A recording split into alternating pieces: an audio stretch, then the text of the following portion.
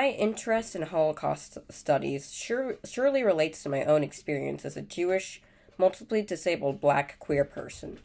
I am a cellist, photographer, and multimedia artist. I haven't settled on a major, but it's going to be something involving human rights. I enjoy learning about people who have been involved with arts and human rights. Faye Schulman stood out to me as someone who particularly aligns with my studies and interests. Faye Schulman, birth name Faye Lezebnik, was born November 28th in 1919. She had 4 brothers and 2 sisters. Her family was Orthodox Jewish. Schulman grew up in Lenin, Poland. She was multilingual.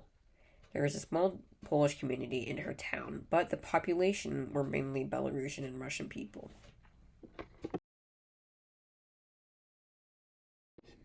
In their town before the Nazis invaded it, it was about half Jewish and half non-Jewish.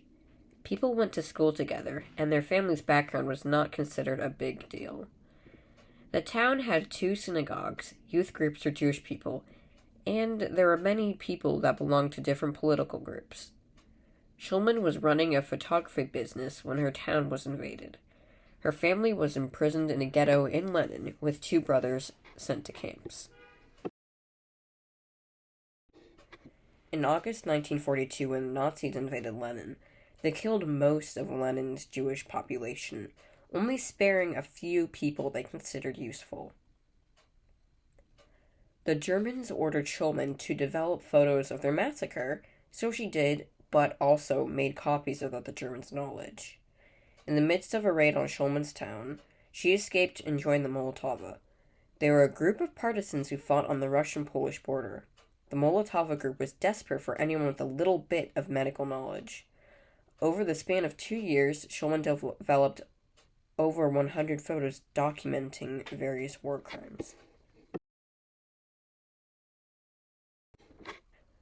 The first picture shows Schulman studying photos, a skill that evolved into a form of documentation of the war crimes committed by the Nazis.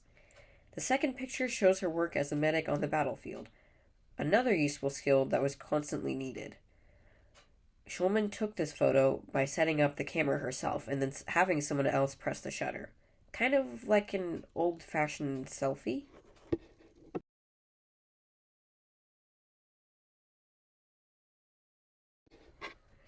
These are the remains of the Lezebnik family home.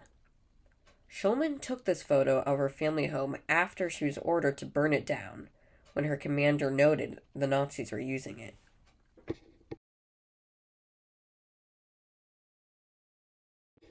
This is Schulman with her detachment right after she joined the Molotov Brigade. She was the only female in the detachment. She talked about how gender roles did not particularly matter to the resistors. This photo was taken by her, again, set up on a tripod either with a timer or someone else pressing the shutter.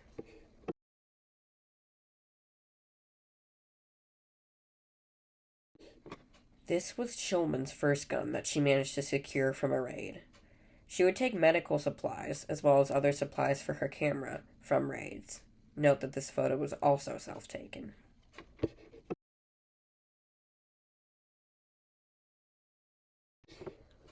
After Schulman was liberated in 1944, she found her only surviving family members, who were her 2 brothers. She was introduced to her future husband, Morris Schulman, and they married in a German displaced persons camp. They moved to Pinsk, where Faye Schulman was a photojournalist and Morris Schulman an accountant. In 1948, after a failed attempt to get immigration papers to Palestine, they moved to Canada. Faye Schulman worked at a factory before starting to work with photography again. Schulman shared her stories and photographs of the war with the world to educate people about what she went through. Schulman had 2 children and then 6 grandchildren. She died on April 24th, 2021, at 101 years old.